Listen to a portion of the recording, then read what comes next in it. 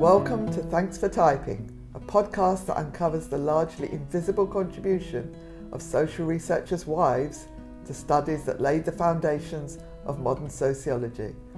I'm Ros Edwards and I'm a Professor of Sociology at the University of Southampton. And I'm Val Gillies, a Professor of Social Policy at the University of Westminster. Over the last decade, Val and I have been researching the role that the wives of social researchers played in post-war British studies.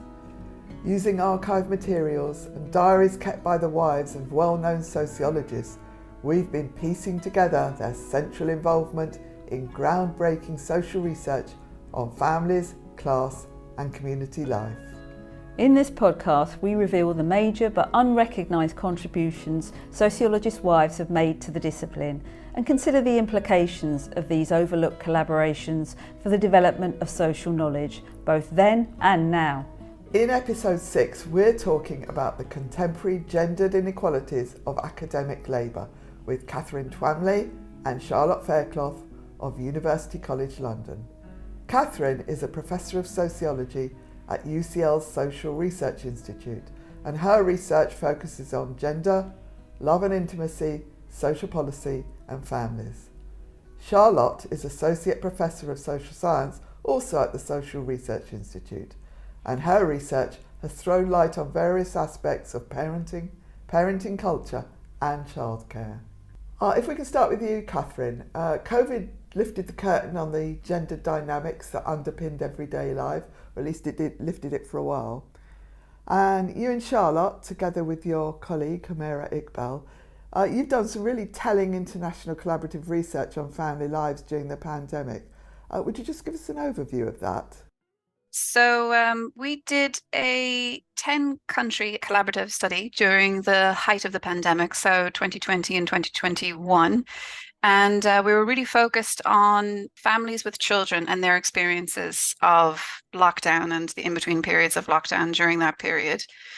And we wanted to look at families with children because we were very interested in the kind of labour and the negotiation of what that was going to be like, dealing with the shutdown of childcare institutions and that kind of thing, although that didn't happen across all 10 of the countries. For example, Sweden was one of the 10 countries. It was a really, really fascinating project working with colleagues in all these different countries who had different policies and different experiences of the pandemic. But what was quite fascinating to us was also the fact that across all of the 10 countries, we did find evidence that women were taking on much more of the domestic and care labour and what we called COVID labour during this time. Even when there was different kind of cultural, institutional ideas about family and risk, and indeed the COVID virus, we still found that was kind of an enduring aspect. You might have remembered at the very beginning of the pandemic, a lot of people thought this might be a moment of transition in terms of divisions of gendered labour. But in fact, we didn't really find that across the 10 countries. And of course, that's been supported by other studies as well. Yeah, I find that idea of COVID labour that you developed, I find that quite a captivating concept.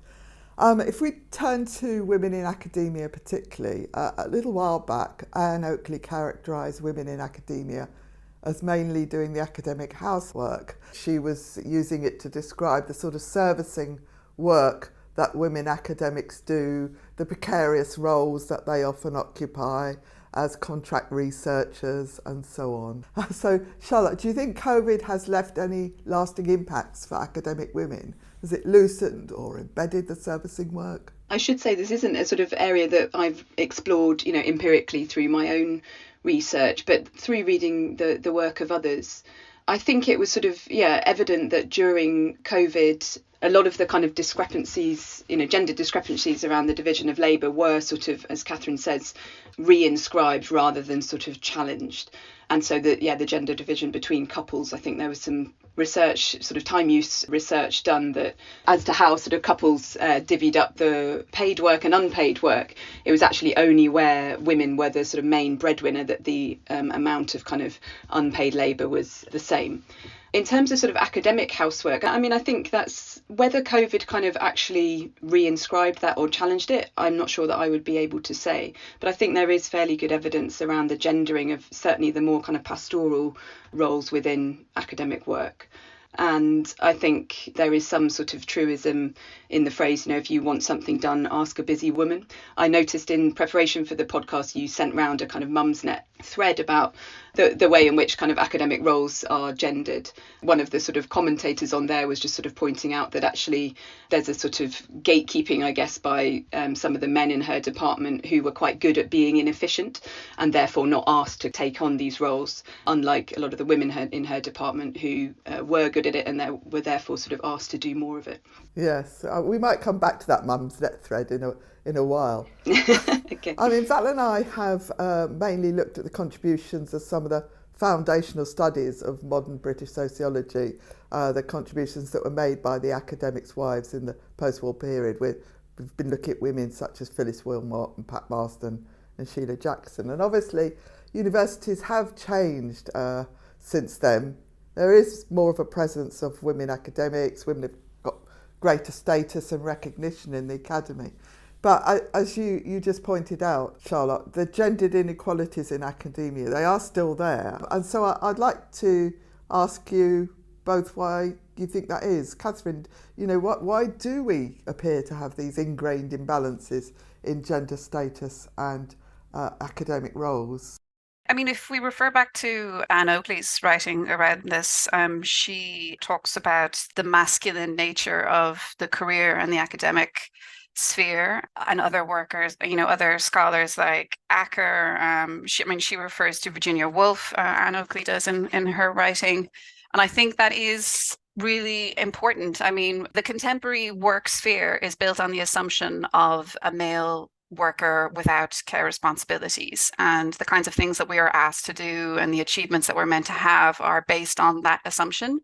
I mean, for me, there's a very strong parallel between academic housework and domestic housework. That's why the same term is used. The value accorded to the kinds of servicing work, the care work and domestic work is much less than to the kinds of work which is associated with the public sphere. And in academia, we would equate that with, publications, so-called outputs, as they're called in the UK. I think if we want to see a change, we have to see a change in the value that we accord to different forms of work. So I'm thinking here of, I guess, Nancy Fraser's work. We need to shift from a universal breadwinner model to a universal care worker model. And that is a really slow process. And one of the ways that, my work has been centered on thinking about that is through bringing men into care work through, for example, policies like parental leave. And that might be one way in which we can see a sort of a broader shift in values and participation in different forms of work. Yeah, I think that's a really telling point. I don't know if you've got anything to add to that, Charlotte, about the way from your work on parenting and what gets valued, but also thinking about academia and our own experiences of what gets valued institutionally. Absolutely. I mean, I think there's, again, sort of fairly good evidence that the gender gap, obviously it varies by discipline in terms of sort of numbers of men and women in the field is sort of, let's say, relatively even, in early career stages. But as you sort of progress up, it becomes narrower and narrower. And the number of kind of female professors, for example, is, much lower than the number of male professors. And I guess sort of linking to work around the gender gap more broadly, you often see that disparity becoming more pronounced around the time when couples have children, and suddenly care work does sort of, come into the equation in a slightly different way. And I think, that it's quite typical that around that point in a lot of women's careers, because we have a highly sort of gendered parenting culture, even where couples are, let's say, both academics earning the same salary, I think women often internalise some of those messages around good parenting in ways that are different to men, not all men, but some. And you then sort of see this kind of fork emerge where, women go on to the sort of part-time track, for example, where they're fitting in their professional work around care work, drop-offs and pickups and so on and so forth, which, as Katherine Katherine sort of pointed out, often means that it's then really hard to find the time to do the more kind of masculinist outputs that we're judged on professionally, such as grant applications, international conference presentations, so on and so forth.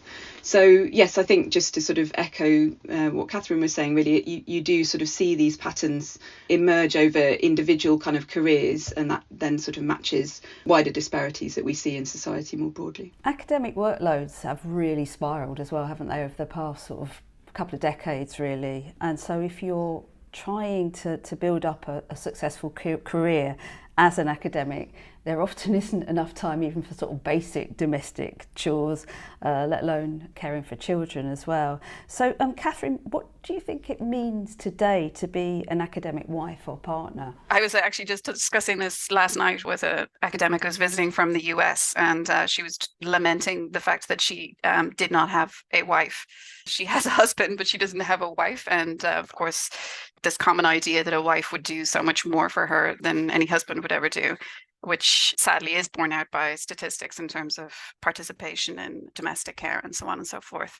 I don't think it has really shifted much, the idea of what a partner would do, because, as you say, although there are more dual working households now, the workload has increased. So we do need more support at home in order to prop up the academic system, which relies on us as academics to work well beyond contracted hours in order to stay on top of our workload. Although there are shifts in work in terms of women's participation in paid work, if the workload keeps increasing, then we're spreading the intensity of work, and we're spreading, as Charlotte's work has also shown, spreading the intensity somewhat of childcare. So the demands placed on us both at home and in paid work are just increasing, and it's not sustainable. And indeed, we do see people dropping out of academia, as it's often called.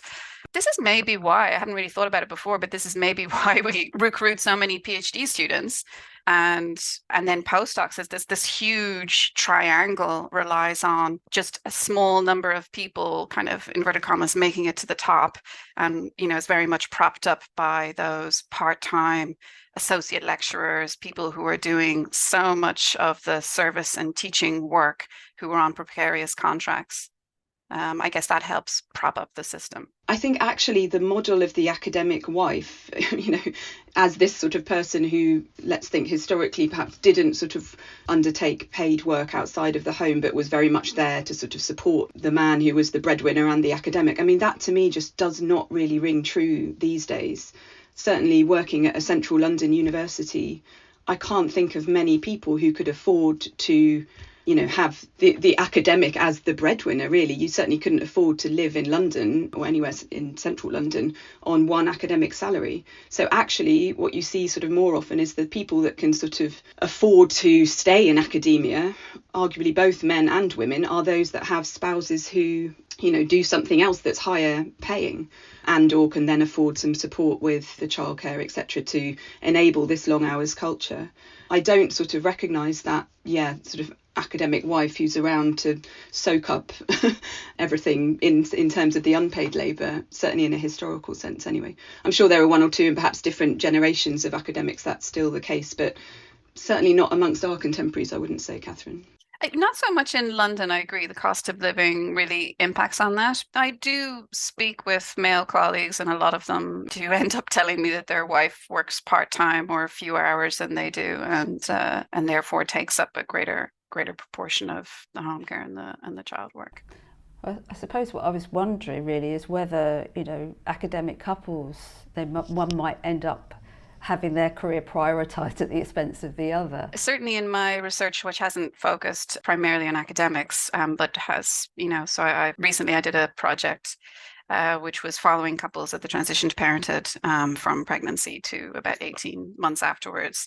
And from pregnancy already, those couples were talking about prioritising the man's career, which didn't necessarily mean the woman was going to give up paid work entirely or career aspirations entirely. But the reasoning, the given reasoning anyway, around that was that really you can only have one sort of intensive career in the contemporary society in which we're living in the UK, in which childcare is very expensive, in which, you know, we understand ourselves that we ought to be extremely present for our children, the ideas about what children need. And that's the way they narrated it. Therefore, the woman would say, I will still work and maybe I will return to my career when the children need me a bit less when they're in their teens. But one of our careers should be focused on, we think it should be his, because either she had already sort of selected a career which would be more conducive to her stepping back and stepping back in, or working part-time, or he was sort of narrated as having better prospects, which, to be frank, the statistics also show he will have better prospects because of the gender pay gap and because of the fatherhood bonus, as in when men become fathers, they start to do better in their career, and the motherhood penalty, when mothers have children, they tend to do worse in their career. And of course, they're sort of feeding into and perpetuating that, but they also recognize that to be true. I think also for a lot of couples, it becomes this kind of question about, well, what do I actually value in my life? You know, there's no easy answer to that. I think one of the big questions in the sort of second wave feminist movement was around access to meaningful work for women as a sense of kind of purpose in the world, and obviously being paid for that, and that being a grounds towards equality. But certainly amongst a lot of my contemporaries, I think there's this kind of feeling that, well, actually the rat race doesn't necessarily make me feel fulfilled. Not, you know, maybe the domestic kind of like realm is one where I can sort of find meaning in those relationships, particularly with children, at the same time as a lot of people recognise that, you know, escaping some of the drudgy parts of that is also really important. So I think, you know, as a society, we don't really have a set formula for that as to how to find meaning in your life. And yeah, a lot of people are kind of grappling with that. Charlotte, you were sort of raised that thread on Mumsnet a little while ago when you were talking about that it was started by academics. The thread was discussing these distorted expectations of male academics who had part-time or stay-at-home partners. And so it seems to me that whether it's the case or not, and also thinking back to what Katherine was saying, it's an image that we have. The male academics have women partners, wives who are supporting them and doing things. Not necessarily an overt image or an explicit image, but it does seem to be embedded into how we think about and operate in universities with these old-fashioned assumptions about who does the care work. And I don't know if you wanted to say a little bit more about that. I think, yeah, there is obviously this sort of historical legacy. And if I think back to, you know, maybe the time when I was doing my PhD in Cambridge, there is this kind of model of, you know, as Katherine kind of alluded to as well, the kind of male worker who is free of domestic kind of responsibilities. You know, if you think of the college system in Oxbridge, you know, everything is sort of taken care of for you. So it's very much this kind of male bachelor who can come down to formal hall in the evening to discuss with colleagues these great ideas, and then, you know, go home, finish off some work and get up in the morning, teach, etc., etc. And I think there's a bit of a sort of hangover of that in the sort of modern academic career as it's envisaged. I mean, looking at some of those threads on the post, there were parts of it that I recognise. I mean, I think one of the sort of aspects that's we're encouraged to do as academics is around conferences. So international conference engagements are kind of, you know, highly prized, and travel when you have small dependent people at home is really tricky. And, you know, the after work socialising, etc., etc. That said, I do think that things have shifted a bit, and, you know, in my experience of university departments more recently, there's been a lot of kind of efforts to, for example, only schedule meetings during core hours, so between something like 10 and 4, to enable people to do drop off and pick up. I think COVID has perhaps shifted some of the expectations around travel in quite a helpful way, and I think universities are becoming more aware of the need to kind of acknowledge care responsibilities and how that might have shaped academic careers. Of course, it's not perfect, and of course, I think on a slightly more interpersonal level, some of these things get sort of overlooked. So there are some people who are very good at sort of being inefficient, as I said, and therefore don't get asked to do jobs that other people who are more, let's say, efficient do get asked to, and that then ends up having impacts down the line on the kinds of work that they are able to do and be rewarded for. But yeah, I think things have changed in a positive way, but there is obviously, you know, further to go.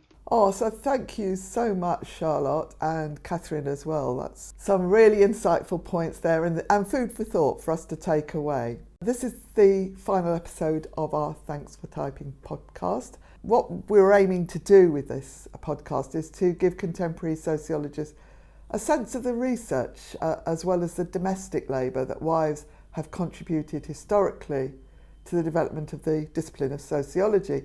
And it's been an amazing journey from the post-war period of wives' hidden contributions and then bringing us up to date through to the present of gendered inequalities of labour in contemporary academia with Charlotte and Katherine. Thinking back over the series as a whole, one recurrent theme that stood out for me is the great man narrative. Bruce Holsinger and Miriam David mentioned that in our very first episode, and I remember the message that Anna Funder and Dame Janet Finch left us with in episode 2 about the importance of bursting the illusion that great men do it all on their own. And I love the way that Sophie Bridges and Chris Rennick reinforced that for us in our third episode. They emphasised how post-war social research was often a collaborative production of knowledge with wives and family involved, but also how husbands and other social researchers might have acted to perpetuate that individual intellectual man's story. And then there's Selina Todd's insightful explanation of this in episode 4, that post-war British sociologists were carving out careers in establishment institutions, so they felt the need to present their interests and their expertise as particular to them. And how about you, Val? What stands out for you? Well, I thought a really interesting theme that's run right throughout the podcast series is just how difficult it is to recover contributions that have been either lost or forgotten and sometimes even quite deliberately hidden. It is such a painstaking job piecing together all those slithers and traces from the past to write women back in, and there's so rarely a hard evidence trail showing exactly what it was that they contributed or achieved. So instead we've got to span gaps, we've got to weave narratives and work with uncertainties as well, because otherwise we're reproducing a deeply flawed version of how social knowledge was produced, and that has significant implications for the present. Thanks for that, Val, because that is a really important message for us to take away as well. So this is it, the final podcast. So thank you so much to you for listening, and thanks also to Chris Garrington and Chrissy Brighty-Glover, our production team at Research Podcast. And we hope you've enjoyed listening as much as we've enjoyed being in the conversation with so many interesting people. And we also hope that it's given you some food for thought about whose shoulders we sociologists really stand on. Thanks for Typing is brought to you in partnership with the Sociological Review Foundation, whose mission is to share sociologically imaginative insights on our world and help pave the way towards a more just future. Find out more about all of the Foundation's podcasts at thesociologicalreview.org.